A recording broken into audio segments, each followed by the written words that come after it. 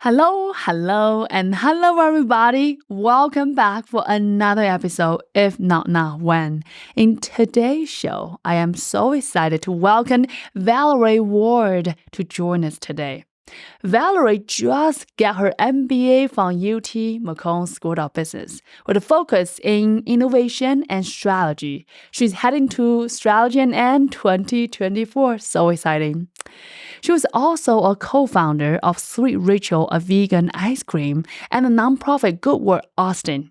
She was a mentor of Capital Factory in Austin, focusing on supporting entrepreneurs in their path of growing and scaling the business. She has personally taught, direct, and performed improvised theater for the last 20 years and touring internationally with her troupe. Oh my goodness, what an accomplishment. With that, everybody, please join me to welcome Valerie to the show. I am so excited and thank you so much for coming to our show and meeting us. Thank you so much for having me. I'm so excited to be here. What an honor. So tell us, how does all that begin for you? Well, I knew you were telling me a little bit about your story being in a very small, remote town, and you knew that wasn't where you wanted to stay. And I was connecting with that. I grew up in a not nearly as small, not nearly as remote town, but I knew also I didn't want to stay there. I had a scholarship to my local university there in San Angelo, but I knew I didn't want to stay there. I wanted to do more. And I think that's been kind of a theme in my life is I always want to do more. I want to go beyond. I want to keep growing and expanding. And I think that's a lot of what drove me to start my own business. I went to the University of Texas in Austin for college and had a liberal arts degree. But I didn't quite know what I wanted to do with it and worked for a local ice cream shop, Amy's, right after college. But quickly got into management there, started learning more about the business.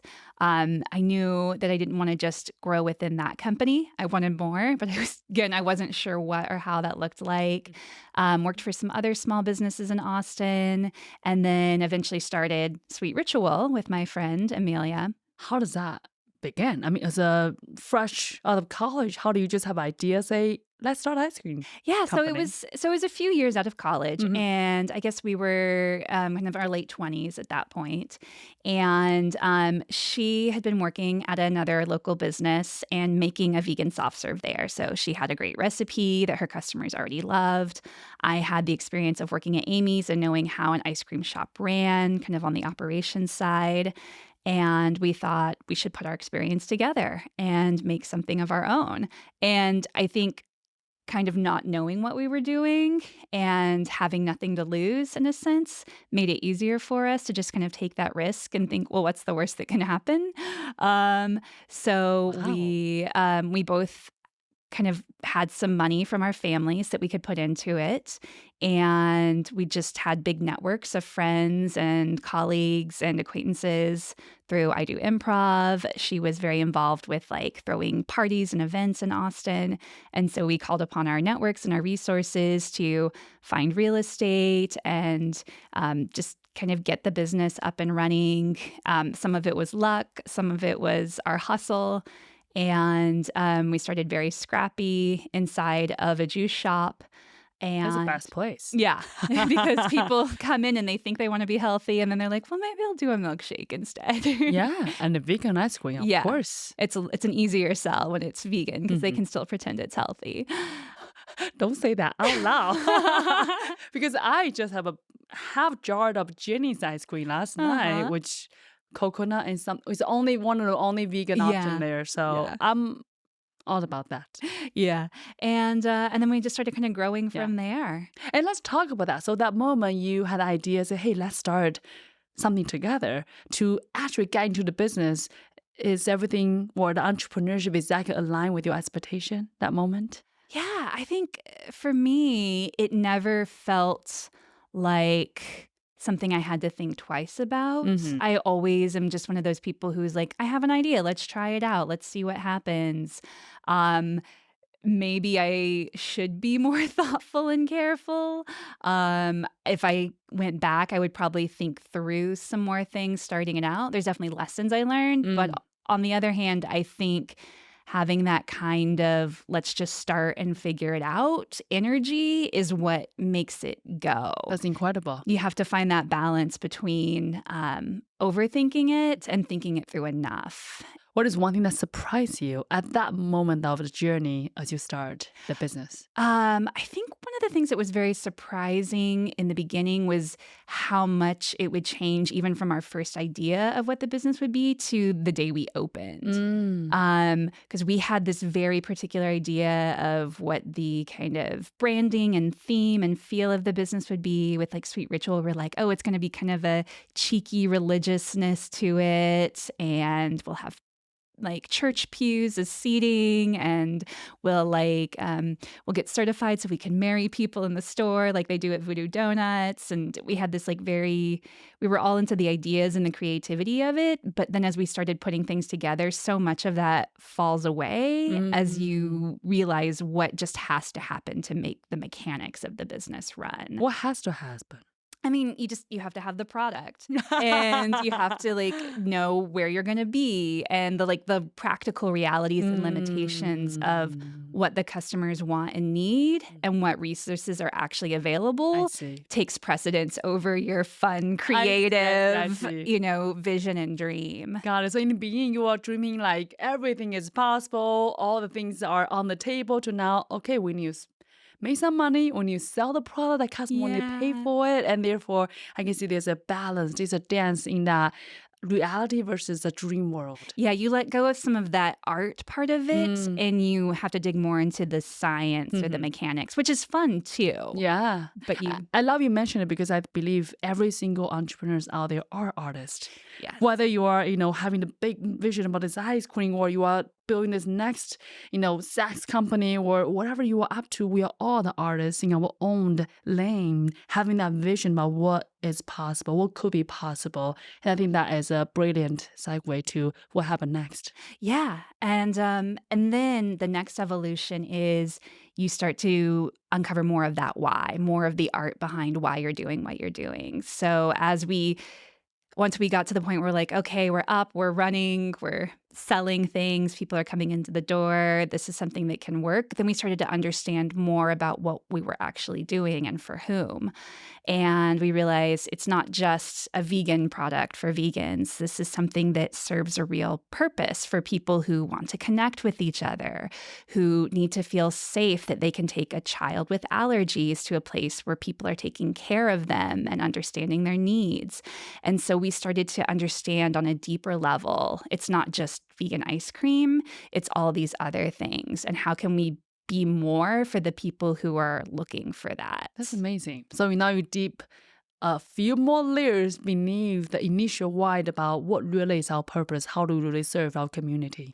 Yeah, and I think that's what's so fun about business and why it never gets boring and always stays interesting is because you're always understanding it on deeper and deeper levels. Even though it's something you created, it's not always within your control. It's almost like having a child in that way. Yeah. Because it is its own entity and it will continue to surprise you. Or it's almost like an improv scene you create with your partners, right? You and your partner come together and that beautiful scene just more informs that beyond what you initially thought. Yeah, and your customers are your partners, your suppliers are your partners, your competitors are your partners. You're all informing this creation, which is your business. It's beautiful. I love that. I can just see this beautiful visual in front of me.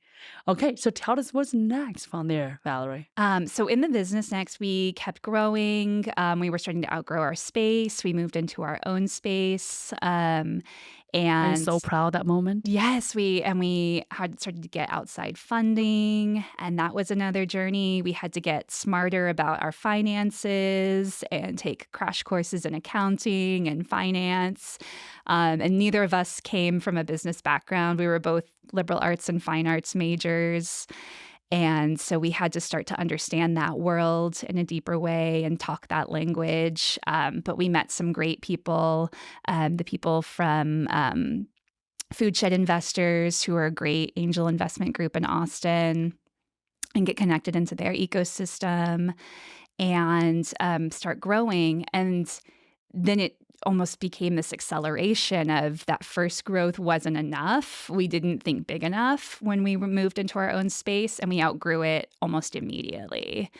And then the next level of that was, okay, we need to grow again. So let's think bigger. But then I think we overshot it on the next growth. Explain that. What do you mean by overshot it? So it's like, how do you find that balance? Do you mean you have too much capital? Do you have too much space? We like overinvested in space and capacity, and we couldn't then grow our revenue. We didn't think of how are we going to grow our revenue to meet this capacity, and we didn't have a strategy for that. We were kind of learning from past mistakes instead of thinking forward to what's the new mistake we're going to make. We were correcting for an old mistake instead of looking forward into what the future is going to hold. Ouch, that must be not easy insight. It's tough. And it's one of those things that, the next time I run a business, if I do again, that's something I'll know. And it's a great advice I could pass on to other people as they're growing. But at the time, it was hard to rise above what was going on day to day and see it that clearly. So you did not see it immediately? No, we just thought we're growing, we're going to keep growing. We didn't grow big enough, and we spent a lot of money, and immediately we're going to have to spend that money again because we didn't build up enough capacity the first time. So now let's not make that mistake. But we made the different mistake, which we overinvested in capacity without investing in revenue growth. Wow. And what's next from there? And then, so as we were trying to recover from that, then COVID hit. Oh. So. Well, the timing. Yeah.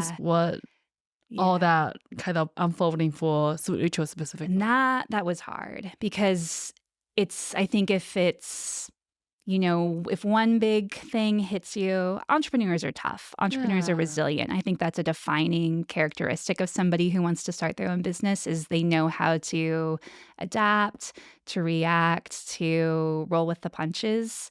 And I think if it had been one or the other, we would have found a way out. And we had a lot of great support, a lot of great resources. Our customers were very supportive of us. But just as we were figuring out how to recover from that misstep of that overinvestment without the revenue, we were hit with COVID. And so we had to scramble to how do we take care of our staff, number one? How do we protect our customers while still keeping the business open? How do we continue to provide the same level of not just the product, but the community and like the service that we have been given? We spent so much money like creating a beautiful, welcoming space for people to come to, and then nobody was going anywhere.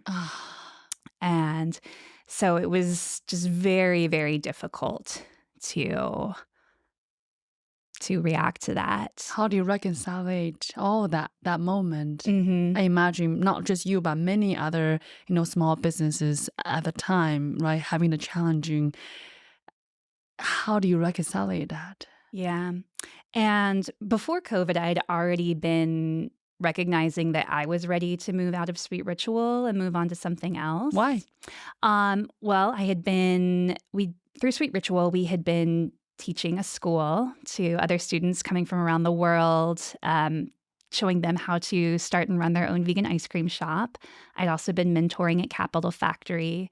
And through that, I've been realizing how much I loved talking to other people about their businesses, and that my passion really lied more in that aspect of it, of working with other entrepreneurs, working with other business executives and thinking about those business problems and less in the day-to-day operations of my own business. And so I began talking with my business partner about what that exit strategy would look like. And COVID was really unfortunate timing. And I didn't want to feel like I was abandoning the business, but I knew that I couldn't just keep sticking around forever. So we talked through a lot about the different options, whether we wanted to shut the business down entirely, whether she wanted to stay on, whether we should try to sell the business. And she was still very committed to staying with the business. And so we together communicated about keeping the business in the best possible place and, putting her in the best position to stay with the business after I left. And worked on that exit transition together. And then I went to business school. What is the timing? You probably prepared that for like 2-3 months, and then you had a school August? It was more than a year of talking about my exit. And that is 2020? Yeah, so I started business school in 21? 2021. Yeah. And we had started talking, I think, at least 18 months before I started school. And then COVID was already happened that moment when you talk about your own personal exit strategy. Yeah. Oh my goodness. And tell us what really all went down.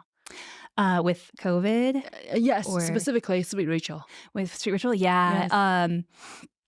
We stopped all service and just closed completely for a couple of weeks when we weren't sure how long everything was going to last. And then we had to figure out how to do completely online sales and curbside service and how to keep our staff safe and what their comfort levels were with even coming into work. So all the logistics. Yeah, the logistics were insane, I imagine. What new software or platforms do we need to bring on? How do we communicate that to our customers? We talked a lot with our other business owner friends. And I think this is where networks and community was so crucial because we were already part of organizations like other vegan businesses, other just Austin small businesses. And so we were able to collectively think about what are best practices, how can we kind of create unified messages, how can we share resources to best react in this time. And did that help? Did our business eventually made it? What is the story of Sweet Rachel? Yeah. So the story of Sweet Rachel was I left and my business partner, the sales just never really recovered at Sweet Ritual. I think just that double whammy of trying to recover from the earlier business misstep plus the lost sales of COVID. We were able to get some support from like the Small Business Administration for loans, but it was just never quite enough. And one other thing that I think was another just bad luck confounding factor was somebody took out a fraudulent SBA COVID loan in my name for $140,000. And so we had tried to apply for one more loan to try to get us over that last hump, kind of, 2021, kind of as things were starting to go back to normal, and we were rejected. And if somebody hadn't taken out that fraudulent loan, we could have probably gotten that actual loan in our name and used that money to kind of either get us through that rough patch or at least soften the landing to... Do you think it would be different? I think it would have been a different ending for sure. And so that's just... Yeah. Is it hard to say goodbye to something that's so close to your heart that you have been with a partner create this like a baby we speak earlier, decades, and you have so many fans, communities, families come to you weeks, years, decades.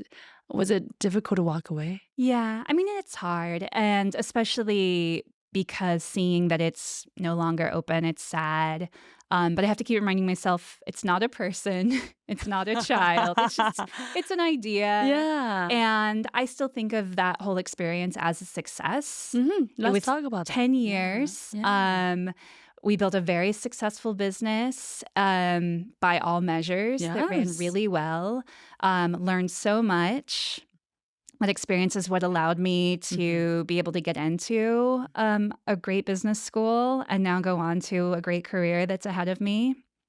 And also one thing that I really think of as a success is, as I said, we had that school within Sweet Ritual. Yeah. And we had so many students from around the world come and study with us. And I think over a dozen of those students are still running businesses now. Incredible. A lot of them started after coming to our school, and former employees have started businesses. And I really see that as the lasting legacy of Sweet Ritual. Yeah. That even though Sweet Ritual isn't open, its legacy lives on in those other businesses that are thriving now. Now the ritual has passed on. Yes, yeah. And you know, Valerie, you know this, right? In startup world, business are not easy by No. any means. I know today there's a lot of glamorous, what is movie or the press release we watch, it's all sounds so exciting and all, but 99% of business are not going to make it, especially past 2, 5, 10-year mark. So I imagine what happened to Sweet Rachel is not, only to you, but also many, many others as well. And I'm just curious, what's your advice for other founders, maybe in similar trenches, maybe not exactly like COVID, but in a similar situation where they felt like, wow, maybe this is not the goal. But in the meantime, it's so hard to let it go. How do you advising her or him making that decision to say, are we persistent is through, or do we say, hey, this is amazing chapter, let's move to the next, even better one? Yeah, I think that's always a really hard decision to make. And I think a good way to think of it is always, is this filling me up or draining me out more? And when or if do I see that changing? Because, of course, there's going to be times where you're feeling drained by it. But if you can see the way out, if you can see beyond that peak to the new horizon, then sometimes it's worth it. But if all you see is just drain, drain, drain, and the reward is still a vague someday, then sometimes it's worth it to say, it's not worth it for me right now. And people need to realize that we're human beings first. Yeah. And our own happiness and like the happiness of our families and those we care about is always more important than some fairy tale about being a unicorn or making Yeah. a big exit, because that's why we're here. Mm-hmm. Like, we're here to connect with each other, to find the happiness we can in our lives, not to make the cover of, Fortune magazine. Yeah. So what do you think you want out of that, Oh, that's a Valerie? good question. For me, I think satisfaction and success comes in. That's a really good question. And I think I've been kind of thinking over that as my life has been shifting. I just finished my MBA. Congratulations. Thank you. One of the hardest things you probably ever done. Well, I don't know, is it you, but for me, it was the hardest thing I personally ever done. So hard. Yeah. But congratulations. Thank you. And I'm waiting for my new job to start. And so I'm in this very kind of limbo reflective space right now, thinking about what my life will hold, what meaning I want to put into it, what I want to get out of it. Am I just looking for a job that pays more, or what do I want my ultimate impact to be? And I think it really is about like what kind of a space can I clear, and how can I connect with other people and make sure that any kind of like lessons I've learned aren't just for my own benefit, but can be shared in community with others. Of course. I see that you are such a people leader. I think none of us ever exist in the solos, and it takes a village to rising up, to build a business, to raise a family, to start whatever endeavor you're after. We are all people. Yeah. And I think our success, our legacy can never live without the community, the people around us. Otherwise, there's no meaning at all, isn't it? Yeah. But what a beautiful space to be in. I'm curious, Valerie, while you're reflecting on the journey, what a great timing. Would you do anything differently, looking back to how you build and scale Sweet Rachel's? Would you do anything differently? Oh, I mean, there's definitely things I would do differently in terms of the business. I talked about kind of that investing in capacity versus investing in revenue growth. I think that's a big thing. Let's talk about that. Yeah. Investing in capacity, essentially, you just, have a too big of, space at the time that you can grow into. But imagine in the startup world, right, a lot of founders probably invest in other activities, not that's not revenue creation. Is it, we also see the parallel for that? Yeah. Yeah. And I think there's, it's again, you always have to be thinking about the balance. And I think that is something that it's hard to have that perspective on because you're always going to be reacting to your last mistake. And that's an easy trap to fall into. Yeah. Versus stepping back and taking a more... Just take a moment, Yeah, an overview perspective. Because everything can feel so intense, so urgent. Like you have to decide now. You have to make up for what went wrong. Yeah. You have to be the best boss. You have to be like the best people leader. Do you have to be best boss? No. I mean, but you feel that pressure that you have to like perform.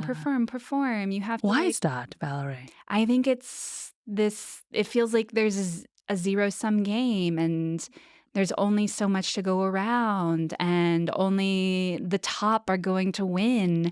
And I think that's a false narrative. And I think if we can let go of that and give ourselves a little more grace and a little more breathing room and like admit that we're not perfect, that we're going to make mistakes. I love that. We'll actually make better decisions and make fewer mistakes. Because I think all of that pressure to get it right and appear like we have it all together is what leads to bad decisions, to reactive decisions, to people even making potentially unethical decisions or decisions that go against their own values because they feel pressured to present a certain aspect to somebody else and not to act in accordance with their own beliefs. I love that. And Valerie, as a female founder yourself, have you ever feeling, whether it's you are raising capital, whether you are expanding your space, whether you are making a call that this is it, and those critical moments, do you ever feel like you are not qualified? I actually, I know that female founders are underrepresented, especially women of color, face a lot of barriers. But I also feel like there's a big opportunity in entrepreneurship because there is gatekeeping, but there are just fewer gates in a sense because the path is more direct, because you are your own CEO, that the only barrier between you and success is just getting to the bank, getting to that money. So what would you advise for her who are listening right now in the path of growing, maybe first time raising, maybe don't have all the finance, accounting background, all the things you speak about earlier.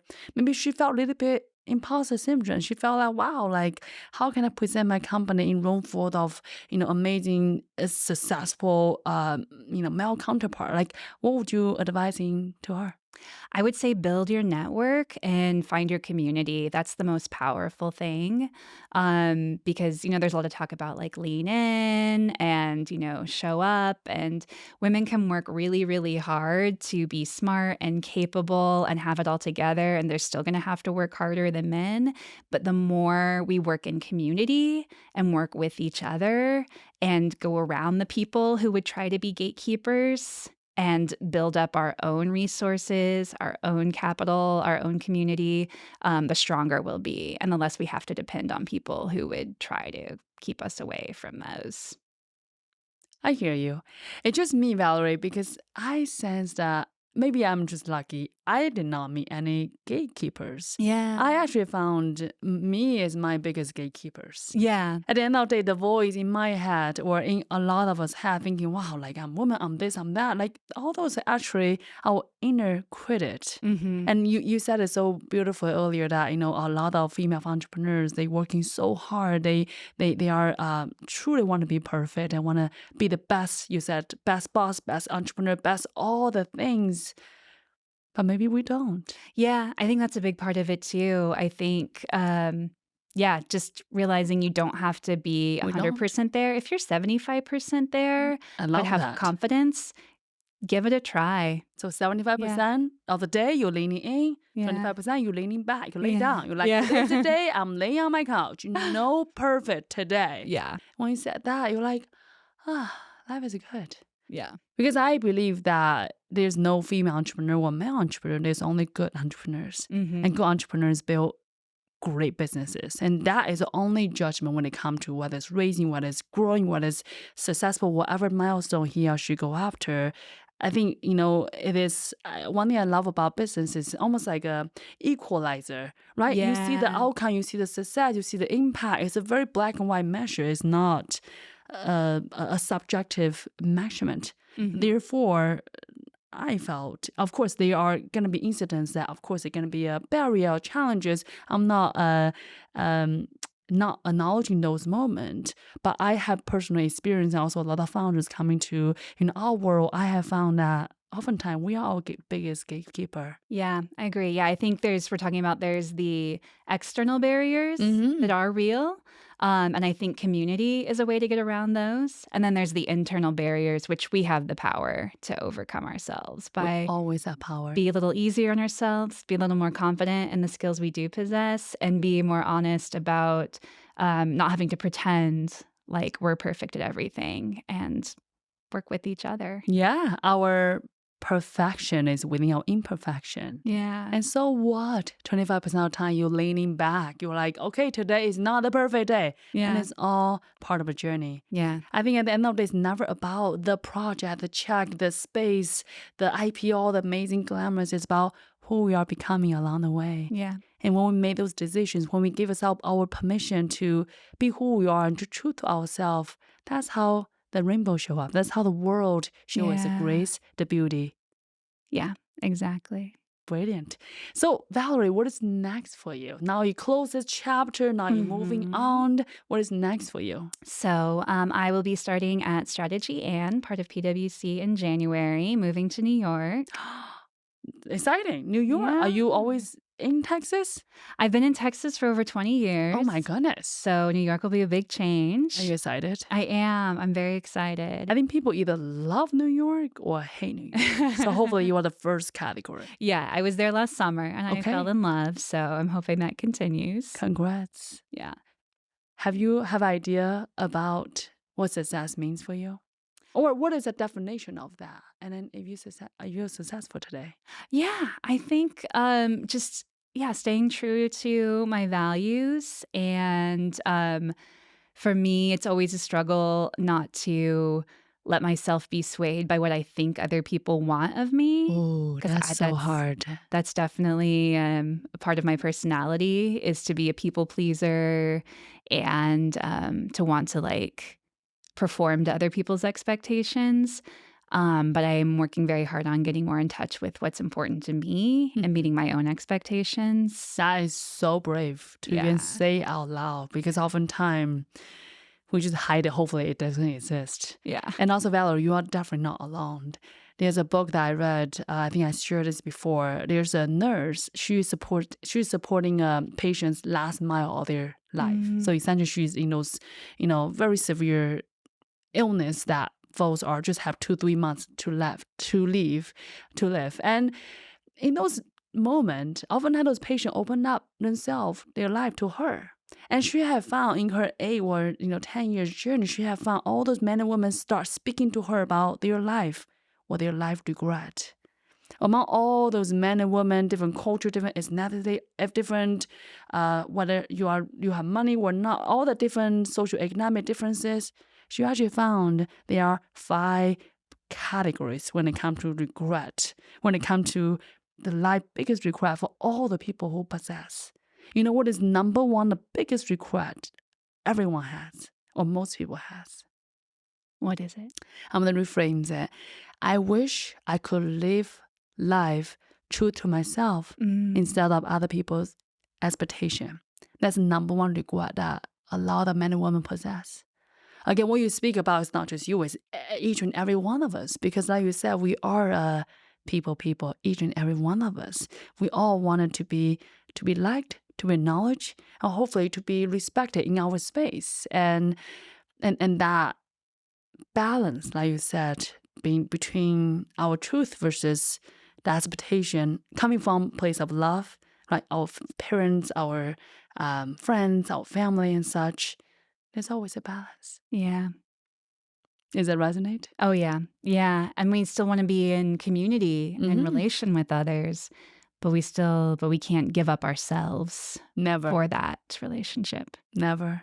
When I say never, I meant, I grew up in a small community where it's a very set, specific rule about what we should want at the time when I was a young girl, when I was a woman. And I just see the life for my mother, for my cousins, for my grandmother, all of their life unfolding in front of me. I just always knew that I can never compromise what is in my heart. Mm-hmm. And I believe that is a one single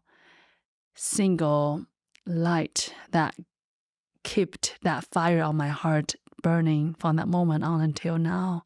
And I never think that I am, anyhow smarter than any other people in my town or my village or my family. But I am the first and only person who ever left the village from my family and, having a journey on my own, on my, let's call it world adventure, which I'm very, very grateful. And I think it's because that never compromised in terms of who I am and what I want in this planet.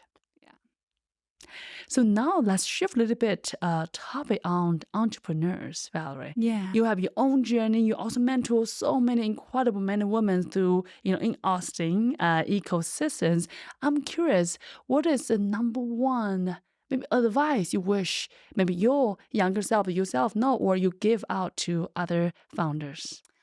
One thing I think is really common among all entrepreneurs, which I was really interesting to see moving out of just kind of ice cream and small business and talking to more tech founders, is that all businesses have kind of the same problems. Like what? And I think the most common is the product market fit. Who are your customers?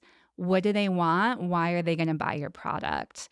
And can you define a product market fit first? Yeah. How do people know or founder know, oh, I got product market fit? Is it the first sale? Is it the first beta customer? Is it the first 10 sales? How does that work? I think it's not even so much a metric, but just getting away from thinking as a creator of like, ooh, this is what I want to make, and thinking as a customer of what do people need.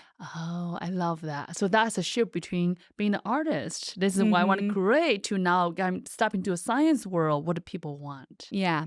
And I think it's sometimes hard for entrepreneurs to make that mindset shift because people fall in love with their idea and they want to figure out, how do I make people buy my idea instead of how do I make my idea suit the needs of what people are actually looking for. So what would you advise her or him if they see, oh, wow, that's me. So what do we do? What can we do with that insight? I think you have to understand your customers, and that's where it starts. So you put aside your idea and start listening to your customers. What do they need? And not just through surveys, not just through metrics, but like you have to actually talk to them and say, you have to hear things that numbers can't tell you, because you can't start doing surveys until you know what questions to actually ask. And that comes through a deeper listening.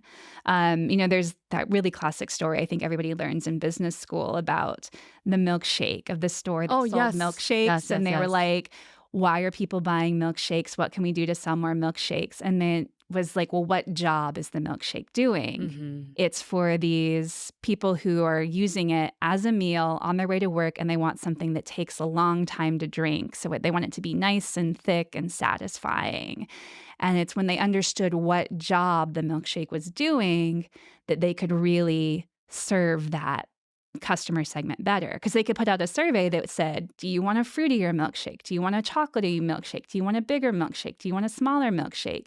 They could make it very quantitative, but that would never give them the insight of what job the milkshake was doing. They had to actually talk to people and say, tell me about your story. Tell me about getting a milkshake, and do that deeper listening to understand, this is the job the milkshake is doing for these people. That's a great references. And I recommend each and every one of us all maybe go online, check it out. The milkshake job to be done, I believe. I think it's McDonald's case study many, many years ago.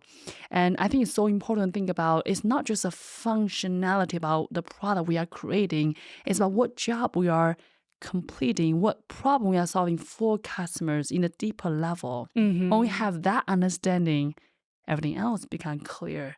Now you know exactly how to go to market, you know your pricing strategy, you know how to differentiate from competitive alternatives, all in above. Yeah, exactly. You understand who your competitors are and who the substitutes are when you understand that, like, as an airline, you're not just moving people through the air, you're connecting people for business meetings. So Zoom, in a sense, is an alternative to an airline Oh my because God. people don't need to fly on an airplane for a business meeting. They can just connect over Zoom for a meeting. We shall see that when you go to New York. Yeah.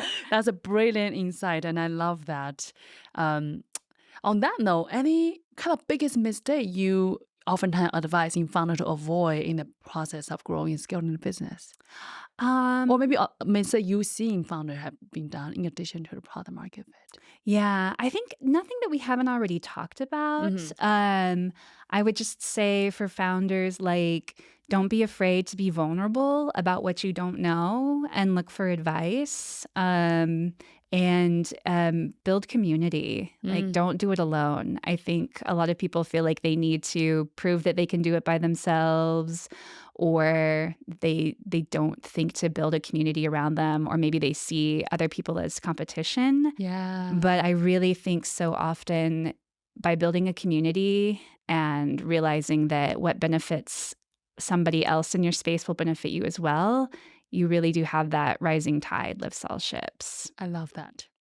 Do you think you're going to start a business sometime, someday soon? Maybe, yeah. I do. I have always had in mind that it would be great to go back to helping more entrepreneurs, helping small businesses, because I do think there is kind of a lack in the market for resources for small to medium-sized businesses. There's a lot of focus on those billion-dollar valuations, getting people up to those kind of hockey stick valuations and big exits.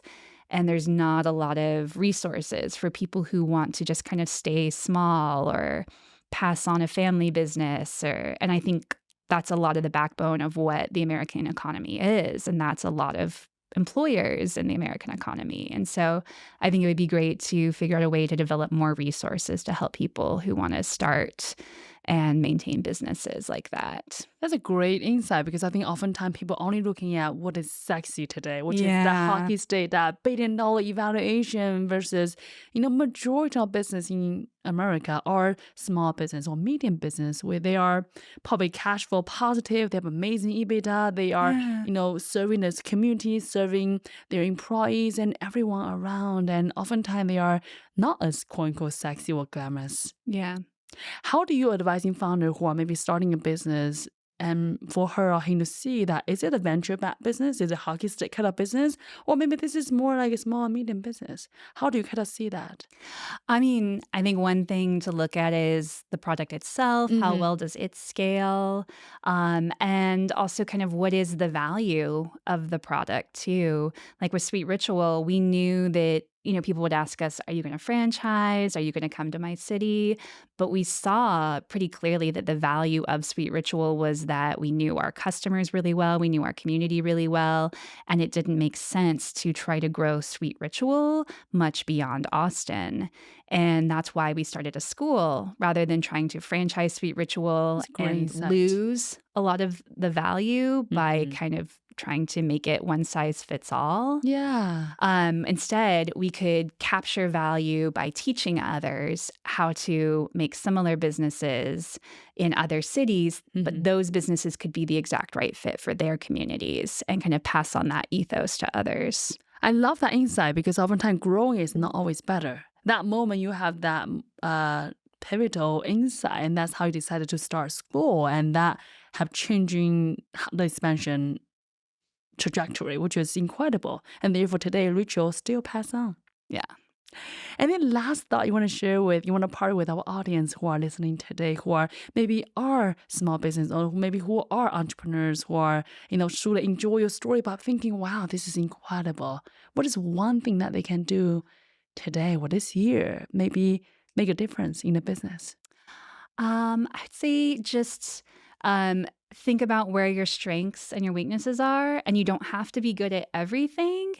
But stay strong in where you're strong, and then hire your weaknesses is really good Oh, advice I heard. I love I that. think some people, especially small business owners think, well, like, oh, I can do my own bookkeeping because it's cheaper than hiring a bookkeeper, but they don't think about the value that they bring to the business. And they don't think that they're basically paying themselves to be a mediocre bookkeeper. It's They're great paying themselves a insight. very high wage to be a mediocre bookkeeper versus hiring a very good bookkeeper at a better rate. It's all about opportunity cost. Yes, exactly. I love that. And again, truly, thank you so much, Valerie, for coming on show to share such authentic and vulnerable stories. And, I can just see who you are as a community leader, as a business leader, and in the path of decades, growing this amazing community in Austin and now taking that, learning that insight to New York and above, whatever the next step you're heading to. And, what an amazing story. Thank you for coming to Thank share you, with and it's us. been so great. And thanks for creating such a great platform for people to share their stories. What an honor. So with that, thank you everybody for tuning in today. We hope you enjoyed it as much as we do, and we cannot wait to see you all next week. Bye, guys. Bye.